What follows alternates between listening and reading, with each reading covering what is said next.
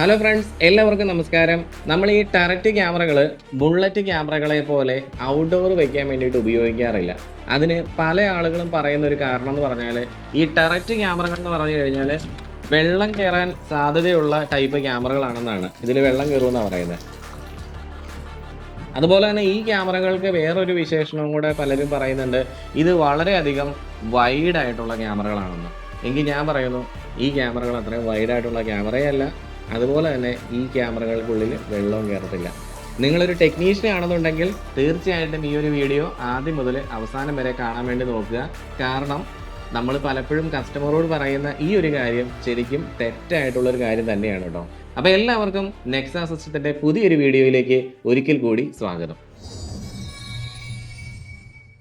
ഇവിടെ നമ്മൾ കമ്പാരിസൺ ചെയ്യാൻ വേണ്ടി പോകുന്നത് ഹിക്കിവിഷൻ്റെ ഒരു ബുള്ളറ്റ് ക്യാമറയും ഹിക്കിവിഷൻ്റെ തന്നെ ഒരു ടെററ്റ് ക്യാമറയാണ് കേട്ടോ. ഞാൻ ഹിക്കിവിഷൻ തന്നെ ഇവിടെ എടുക്കാൻ കാരണം വേറെ ഒന്നുമല്ല, ഹിക്കിവിഷൻ്റെ ഡാറ്റാ ഷീറ്റ് പരിശോധിച്ച് കഴിഞ്ഞാൽ എല്ലാ കാര്യങ്ങളും കൃത്യമായിട്ട് അവർ എഴുതി വെച്ചിട്ടുണ്ട്. അപ്പോൾ ഇവിടെ നമുക്ക് നേരെ നമ്മുടെ കാര്യത്തിലേക്ക് വരാം. ഇത് ബുള്ളറ്റ് ക്യാമറയുടെയാണ്. ഈ ക്യാമറ ഒരു 2.8 mm ലെൻസ് ആണെന്നുണ്ടെങ്കിൽ ഇതിന് 98 ഡിഗ്രി വൈഡ് ആയിരിക്കും. ഈ ക്യാമറ 98 ഡിഗ്രി വൈഡ് ആയിരിക്കും. അതേ ക്യാമറ ടെററ്റ് ക്യാമറ ആണെന്നുണ്ടെങ്കിൽ കണ്ടോ, 2.8 mm ആണെന്നുണ്ടെങ്കിൽ 98 ഡിഗ്രി തന്നെ വൈഡാണ്. അതുപോലെ തന്നെ അതിൻ്റെ വെർട്ടിക്കൽ ആംഗിൾ നോക്കിക്കേ, 54 ഡിഗ്രി. ബുള്ളറ്റിലും അതുപോലെ തന്നെയാണ്, രണ്ട് സ്ഥലത്തും ഒരു വ്യത്യാസവും. അതുപോലെ തന്നെ ഈ ക്യാമറ 4 mm ലെൻസിൽ ഇറങ്ങുന്നുണ്ട്. അതിനകത്ത് ഇത് നോക്കിക്കേ, 78 ഡിഗ്രിയാണ് വൈഡ് വ്യൂ വരുന്നത്. വെർട്ടിക്കൽ ആണെന്നുണ്ടെങ്കിൽ 42 ഡിഗ്രി. സെയിം തന്നെയാണ് ഇവിടെയും വരുന്നത് കണ്ടോ, 78 42, ഒരു വ്യത്യാസവും. അപ്പോൾ പിന്നെ നമുക്ക് എന്താണ് ഈ ചെറിയൊരു വ്യത്യാസം ഫീൽ ചെയ്യണമെന്ന് അറിയോ? ഇവിടെ നമ്മുടെ ഈ ഒരു ക്യാമറ നോക്കിക്കേ, ഇത് വളരെ ചെറുതാണ്. അതുപോലെ തന്നെ ഈ ക്യാമറ ആണെന്നുണ്ടെങ്കിൽ വളരെ വലുതാണ്. ബുള്ളറ്റ് ക്യാമറ എപ്പോഴും സിലിണ്ടറിക്കൽ ഷേപ്പ് ആയിരിക്കും. അതുകൊണ്ട് കുറച്ച് പുറത്തേക്ക് തള്ളിയാണ് നിൽക്കുന്നത്. അതാണ് ആ ഒരു വൈഡ്നെസ് നമുക്ക് ഈ ക്യാമറയിൽ കൂടിയതുപോലെ നമുക്ക് ഫീൽ ചെയ്യുന്നത്. യഥാർത്ഥത്തിൽ അവിടെ അങ്ങനെ ഒരു കൂട്ടലൊന്നുമില്ല, കൂടിയിട്ടുമില്ല. ക്യാമറ മാനുഫാക്ചർ ചെയ്തവർ കൃത്യമായിട്ട് ആ ലെൻസ് അതുപോലെ തന്നെയാണ് മാനുഫാക്ചർ ചെയ്ത് വെച്ചിരിക്കുന്നത്. ബുള്ളറ്റും ഡോമും തമ്മിൽ, അല്ലെങ്കിൽ ബുള്ളറ്റും ടെററ്റും തമ്മിൽ there is no difference in camera angle. ഇത് മാത്രമല്ല, നമ്മുടെ ഡിസ്ട്രിബ്യൂട്ടർമാർ നമുക്ക് തരുന്ന എല്ലാ ടെററ്റ് ക്യാമറകളും ഡോം ക്യാമറകളും നമ്മൾ അവരോട് ചോദിക്കുന്നില്ല എന്നുണ്ടെങ്കിൽ അവർ 2.8 mm ലെൻസുള്ള ക്യാമറയാണ് നമുക്ക് തരുന്നത്. അതേസമയം നിങ്ങളൊന്ന് ആലോചിച്ച് നോക്കുക, നമുക്ക് കിട്ടുന്ന ബുള്ളറ്റ് ക്യാമറ നമ്മൾ പ്രത്യേകിച്ച് ലെൻസിനെ പറ്റി ഒന്നും അവരോട് പറഞ്ഞിട്ടില്ല എന്നുണ്ടെങ്കിൽ അവർ തരുന്നത് 4 mm ലെൻസ് ആയിരിക്കും. CP+ന്റെ കാര്യത്തിലൊക്കെ ആണെങ്കിൽ അത് 3.6 mm ലെൻസ് ആണ് വരുന്നത് കേട്ടോ.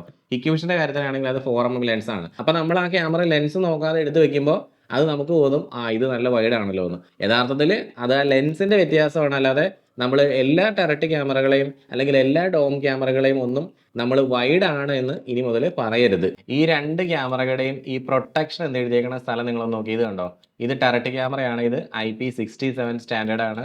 ഇത് ബുള്ളറ്റ് ക്യാമറയാണ്, ഇത് IP67 സ്റ്റാൻഡേർഡ് തന്നെയാണ്. അതായത് ടെററ്റ് ക്യാമറ ആണെങ്കിലും ബുള്ളറ്റ് ക്യാമറ ആണെങ്കിലും അതിൻ്റെ പ്രൊട്ടക്ഷൻ്റെ കേസിനകത്ത്, അതായത് വെതർ പ്രൂഫ് ആണോ അല്ലയോ എന്നുള്ള നോക്കുന്നതിനകത്ത് രണ്ടും ഒരുപോലെ തന്നെയാണ്. അതാണ് ഞാൻ പറഞ്ഞത്, ഇപ്പോൾ പുതിയ മോഡൽ ക്യാമറകളൊന്നും തന്നെ അങ്ങനെ വെള്ളമൊന്നും കയറുന്ന ടൈപ്പ് ക്യാമറകളൊന്നും അല്ല. അതൊക്കെ പണ്ടത്തെ കാലത്താണ് അങ്ങനെ വെള്ളമൊക്കെ കയറുന്നത്. പക്ഷെ നമ്മൾ ചിലപ്പോൾ മൈക്കുള്ള ക്യാമറകൾ എടുത്ത് വെള്ളത്തിൽ കൊണ്ടുവച്ച് കഴിഞ്ഞാൽ ചിലപ്പോൾ മൈക്കിൻ്റെ ഉള്ളിൽ കൂടെ വെള്ളം കയറി പോകാനുള്ള സാധ്യതയുണ്ട്. പക്ഷേ ഈ ക്യാമറയുടെ മുകളിൽ ഞാൻ വെള്ളം ഒഴിച്ച് ടെസ്റ്റ് ചെയ്ത് നോക്കിയിട്ടാണ് നിങ്ങളോട് പറയുന്നത്, അങ്ങനെ വെള്ളമോ കാര്യങ്ങളോ ഒന്നും തന്നെ ഈ ക്യാമറയിൽ വരുന്നില്ല. ഈ ഒരു ഷേപ്പ് ഇങ്ങനെ ഇരിക്കുന്നതുകൊണ്ട് ഇതിനകത്തേക്ക് ഒരുപാട് പൊടി കയറാനുള്ള സാധ്യതയുണ്ട്. ഇപ്പോൾ നിങ്ങളിത് ഔട്ട്ഡോർ വയ്ക്കുന്ന ഏത് ക്യാമറ നോക്കുവാണെങ്കിലും, ഇതേപോലെയുള്ള ഡോം ക്യാമറ അല്ലെങ്കിൽ ടെററ്റ് ക്യാമറയാണ് നിങ്ങൾ നോക്കുന്നതെങ്കിൽ അവിടെയൊക്കെ ഇതിൻ്റെ ഇടയിലൂടെയൊക്കെ നിറച്ചും പൊടി കയറിയിരിക്കുന്നുണ്ടാവും. മാത്രമല്ല, നമുക്ക് ഏറ്റവും വലിയൊരു കുഴപ്പമെന്ന് പറഞ്ഞാൽ എട്ടുകാലിയുടെ ശല്യമാണ്. അത് ഈ ടൈപ്പ് ക്യാമറകളിലൊക്കെ ആണെന്നുണ്ടെങ്കിൽ, ഈ ടൈപ്പ് ക്യാമറയിൽ പോലും എട്ടുകാലി വല കിട്ടുന്നുണ്ട്.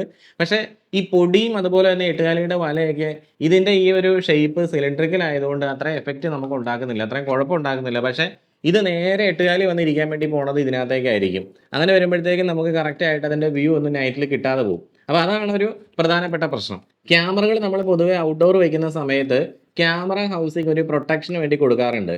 അതായത് ക്യാമറകൾ ഔട്ട്ഡോർ വയ്ക്കാൻ വേണ്ടി കേപ്പബിൾ ആയിട്ടുള്ള ക്യാമറകൾ തന്നെയാണ്. ഇതൊക്കെ ഒരു കുഴപ്പമില്ല. പക്ഷേ ഇതിൻ്റെ കണ്ടോ, ഇതൊരു വെള്ള കളറുള്ള ക്യാമറയായിരുന്നു. പക്ഷേ ഇതിൻ്റെ കളർ മാറിയിട്ട് ഇതിൻ്റെ മോൾവശമൊക്കെ ഒരു യെല്ലോ കളറിലേക്ക് പോയേക്കണം നിങ്ങൾക്ക് കാണാൻ പറ്റും. കാരണം ഇത് കുറേ നാൾ വെയിലത്തിരുന്നതാണ്.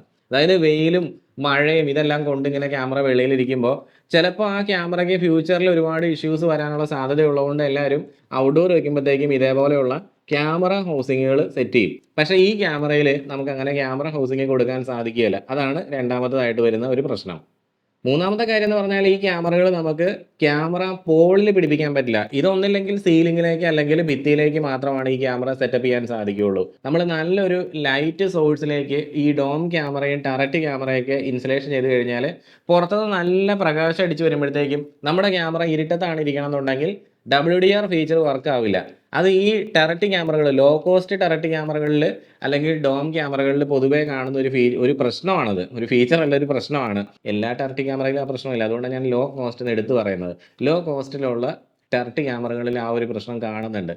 അപ്പോൾ ഈ 4 കാര്യങ്ങൾ കൊണ്ടാണ് ഞാൻ ഈ ടററ്റ് ക്യാമറകളെ ഔട്ട്ഡോർ വയ്ക്കാൻ വേണ്ടിയിട്ട് ചൂസ് ചെയ്യാത്തത്. പക്ഷേ സിറ്റ് ഔട്ടിലൊന്നും നമുക്ക് ഈ ഒരു പ്രശ്നം ഉണ്ടാകുന്നില്ല. കാരണം സിറ്റ് ഔട്ടിലൊന്നും അങ്ങനെ നമുക്ക് നമ്മുടെ വീട്ടിലൊക്കെയാണ് വെക്കുന്നതെങ്കിൽ അത്ര വലിയ പൊടിയോ കാര്യങ്ങളോ ഒന്നും തന്നെ വരുന്നില്ല. മാത്രമല്ല ഇതുപോലെയുള്ള വലിയൊരു ബുള്ളറ്റ് ക്യാമറ സിറ്റ് ഔട്ടിൽ അങ്ങനെ വെക്കുക എന്ന് പറഞ്ഞാൽ അത്രയും വൃത്തി ഉണ്ടാകുന്ന ഒരു സംഭവമല്ല. നമുക്ക് ഇതുപോലത്തെ ചെറിയ ക്യാമറകളായിരിക്കും സിറ്റ് ഔട്ടിൽ വയ്ക്കാൻ വേണ്ടിയിട്ട്, പ്രത്യേകിച്ചും വീട്ടിലൊക്കെ ആണെങ്കിൽ നല്ലത് അല്ലേ. ഇത്രയും കാര്യങ്ങൾ നിങ്ങളൊന്ന് ഓർത്ത് വെക്കുക. ഇതൊക്കെയാണ് ഇതിൻ്റെ പ്രധാനപ്പെട്ട വ്യത്യാസം. അല്ലാതെ പലരും വിചാരിക്കുന്ന പോലെ നമ്മൾ ഈ വൈഡ്നെസ്സിൻ്റെ കുഴപ്പമോ വെള്ളം കയറുന്നോ ഒന്നുമല്ല.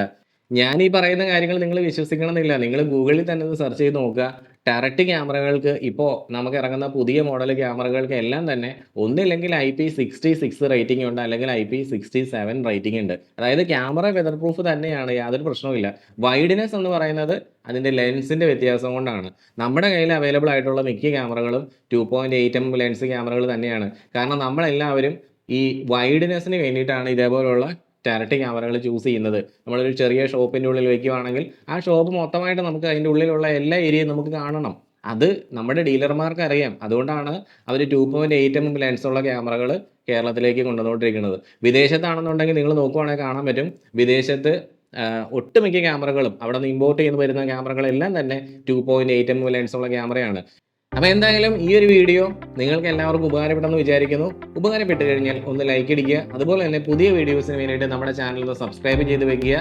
നിങ്ങൾ ബെൽ ബട്ടൺ ഇതുവരെ പ്രസ് ചെയ്ത് വെച്ചിട്ടില്ല എന്നുണ്ടെങ്കിൽ നിങ്ങൾ ബെൽ ബട്ടൺ എനേബിൾ ചെയ്ത് വെക്കുക. അങ്ങനെയാണെന്നുണ്ടെങ്കിൽ മാത്രമാണ് ഞാനിടുന്ന ഇൻഫോർമേറ്റീവ് ആയിട്ടുള്ള വീഡിയോസ് നിങ്ങളിലേക്ക് എത്തുകയുള്ളൂ. അപ്പോൾ എല്ലാവർക്കും നല്ലൊരു ദിവസം ആശംസിക്കുന്നു.